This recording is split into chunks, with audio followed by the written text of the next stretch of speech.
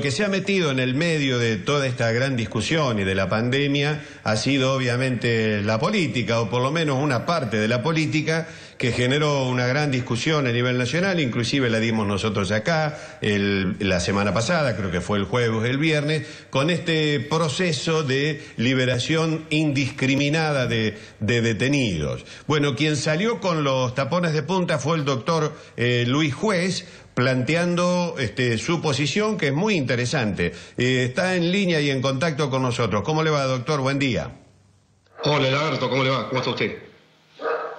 Muy bien, el gusto es saludarlo. Lo noté enojado cuando hizo estas declaraciones referidas a la liberación de los presos, que en algunos casos se ponía como excusa que iban a correr riesgo por la contaminación frente al virus.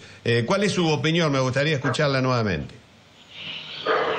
Mire, yo recién lo escuchaba el doctor Pizzi, ¿no? Y en esto creo que cuando suceden cosas extraordinarias, quienes tienen la responsabilidad de tomar las decisiones tienen que tener todo el respaldo de la gente, porque son ellos los que están en contacto con los infectólogos, con los virólogos, están siguiendo lo que pasa en el resto del mundo. Entonces, cuando el presidente hace 45 días atrás toma la decisión de entrar en cuarentena y nos pide a los argentinos que nos quedemos en casa, que nos van a cuidar, uno entiende que eso tiene que ser una medida integral. Ahora, si yo estoy en casa y veo por la televisión el programa del Lagarto y veo cómo un magistrado, aprovechando la transitoriedad, como le tocó al doctor Violini, que tuvo 4 días al frente de la Cámara de Casación Penal, en un solo decreto habilita un habeas corpus colectivo y pone en libertad a 2.300 delincuentes, violadores, asesinos, de la peor calaña, sin ningún tipo de garantía por parte del Estado, de seguimiento de ese delincuente. Reconocen que no tienen pulseras y tobilleras para poder seguirlo, que la policía está desbordada porque está con los controles de tránsito propio del cumplimiento del decreto de necesidad y urgencia del Gobierno Nacional de la cuarentena. Lo menos que podemos hacer es decir, señores, esto así no funciona. Y decirle en esto al gobierno con el mismo esfuerzo, con el mismo ímpetu que yo acompaño la decisión del gobierno nacional en materia sanitaria, decirle al presidente, déjese de jorobar, no puede ser que la ministra diga una cosa y su secretario de Derechos Humanos, por otro lado, esté alentando la salida de delincuentes de la cárcel, sobre pretexto de que el coronavirus los pueda agarrar. Mire, Lagarto, un médico, un enfermero, un integrante del equipo de salud, casi la mayoría de los países, está el doctor Sabata ahí que no me va a dejar mentir, la mayoría de los infectados tienen que ver con los equipos de salud. Un médico se puede morir en el ejercicio del cumplimiento de su tarea y un preso no puede tener un problema porque está cumpliendo una condena. Me parece que de esa manera, sin consultar a las víctimas, porque hay una ley de víctimas que inclusive fue violada, es una locura. Por eso hicimos el grito del cielo. Está bien, lo que veíamos nosotros es que, por ejemplo, no sé si, creo que acá en Córdoba también lo están haciendo, se han montado en los centros penitenciarios carpas, como se han montado también para los que estamos afuera, para ser atendidos. Y creo que usted planteaba más o menos esa idea, ¿no? Sentido común, Lagarto. Los problemas sanitarios se resuelven con resolución y con soluciones sanitarias. O sea, no podemos que la excepción se confirme la regla. Hay un problema tenemos una pandemia, la solución es poner delincuentes en la calle. No, la solución es una solución como tiene cualquier ciudadano común, una solución sanitaria. Buscar establecimientos penitenciarios, establecimientos militares, establecimientos de gendarmería, construir, como inauguró la provincia de Córdoba hace 72 horas, un establecimiento para atender las derivaciones del coronavirus, carpa sanitaria, aislar al supuesto infectado, no ponerlo en libertad. Esa es una solución, es la peor de las soluciones. Primero, porque no nos da tranquilidad. Segundo, porque revictimiza a la víctima, que ni siquiera es consultada, porque, fíjese, Lagarto, lo que pasó. Muchos de los tipos liberados eran violadores y fijaron domicilio en el mismo barrio, en el mismo pueblo donde estaba la víctima. La gente está espantada, por supuesto. Luis, que esa no es la solución. Luis, buen día, Carlos Saba, ¿cómo te va? Hola, doctor. La justicia de Córdoba no ha tenido la misma actitud que la justicia en Buenos Aires. ¿Por qué la diferencia que vos ves entre allá y acá? Y la otra cuestión es, ¿hay otras intenciones además del coronavirus o el coronavirus sería la excusa?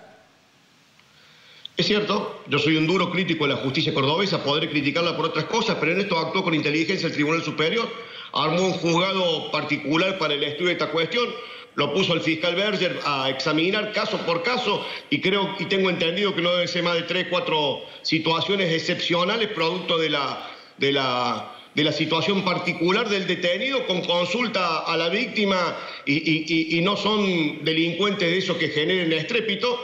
Y comparto, doctor, lo tengo que decir con toda claridad, ¿sí? Hay una movida que no es nueva, que se remonta de vieja data. Acuérdese del tema del batallón militante, donde había un montón de presos VIP participando en salidas transitorias, donde iban a agitar. Hay una idea este es un gobierno que tiene muchas particularidades ideológicas y me parece muy bien y yo no estoy juzgando. Lo que digo que en tema de seguridad no puede haber contradicciones. No puede la ministra Lozardo decir que el gobierno rechaza categóricamente la liberación de delincuentes de manera indiscriminada y por otro lado el secretario de Derechos Humanos promover a través de distintos colectivos, como puede ser algunas organizaciones de derechos humanos, la liberación indiscriminada de presos o pretexto de que pueden ser objeto de algún nivel de infección. En eso hay que ser coherente. En eso Córdoba ha actuado con coherencia. Aparte lo quiero decir, porque cuando el secretario de Derechos Humanos, Pietragala, hace 20 días atrás, 30 días atrás, salió a agitar y presentó un escrito de manera formal en representación del Estado Nacional solicitando la liberación de varios presos VIP, entre ellos Ricardo Jaime, Vudú, etcétera, etcétera, y obtuvo la libertad de algunos de ellos, automáticamente eso corrió como reguero de pólvora. ¿Cuánto iba a demorar un penal en el lugar que sea de la República Argentina de un preso común decir yo quiero lo mismo? ¿Por qué se puede ir en libertad a Vudú y yo no? ¿Por qué se puede ir Debido y yo no? ¿Por qué se puede ir de Elía y yo no? Eso genera un estado de conmoción interna que hace muy difícil el trabajo del servicio penitenciario. En eso Córdoba actuó con inteligencia, con prontitud y diría con justicia, porque se manejó estudiando caso por caso, cosa que no sucedió en Buenos Aires y que yo no entiendo jurídicamente. Hoy se podría ponerle freno a eso porque entiendo que el Tribunal Superior de Justicia de la provincia de Buenos Aires está atendiendo en estos precisos momentos un recurso en queja del fiscal de la Cámara de Casación y todo hace pensar que haría lugar al planteo que no habría más habeas corpus colectivos, sino serían selectivos como establece la ley de procedimiento. Doctor, buen día. Daniel Potenza lo saluda. ¿Cómo anda? Hola, Vaquita, ¿cómo? ¿Está de acuerdo entonces con la iniciativa de Sergio Massa de promover el jury y el juicio político a algunos jueces que han, digamos, dictado o hecho valer precisamente esta sentencia de la libertad a estos presos, a estos delincuentes? Sí, el jury en la provincia de Buenos Aires está manejado por el partido de gobierno, ¿no? El jury, te amagan con el jury, claramente para afuera es un inicio de un procedimiento, pero está muy amañado por la política.